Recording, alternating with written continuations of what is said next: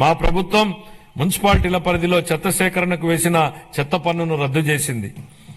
చెత్త పన్ను ప్రస్తావన వచ్చిన నేపథ్యంలో ఓ విషయాన్ని సభ దృష్టికి తీసుకురాదలిచాను అధ్యక్ష. మీరు ఆనాడు ప్రతిపక్షంలో ఓ మాట అన్నారు. చెత్త మీద వేసిన చెత్త పన్నును ప్రస్తావిస్తూ నాటి పాలకుల మీద మీరు చేసిన వ్యాఖ్యలు పెను ప్రకంపనలు సృష్టించాయి. అది అక్షరాల నిజమని ప్రజలు తమ జూన్ 24 తీర్పు ద్వారా స్పష్టం చేశారు అధ్యక్ష. గత పాలకులు రాష్ట్రానికి అప్పులనే కాదు చెత్తను కూడా మనకు వారసత్వంగా వదిలేసి వెళ్లారు. రాష్ట్రంలో 83 లక్షల మెట్రిక్ టన్నుల చెత్తను ఎత్తకుండా వదిలి వెళ్లిపోయింది గత ప్రభుత్వం.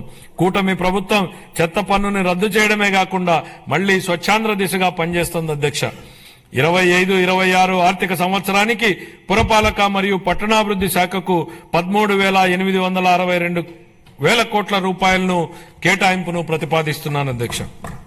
ఈ వీడియో నచ్చితే లైక్ చేయండి. అలాగే మా ఛానల్ ని ఫస్ట్ టైం కనుక చూస్తున్నట్టయితే ఇప్పుడే సబ్స్క్రైబ్ చేసుకుని పక్కనే ఉన్న గంట సింబల్ ని యాక్టివేట్ చేసుకోండి. అప్పుడే మేము పెట్టే ప్రతి వీడియో మీకు నోటిఫికేషన్ గా వస్తుంది. అలాగే ఈ వీడియో పూర్తిగా చూసినందుకు ధన్యవాదాలు.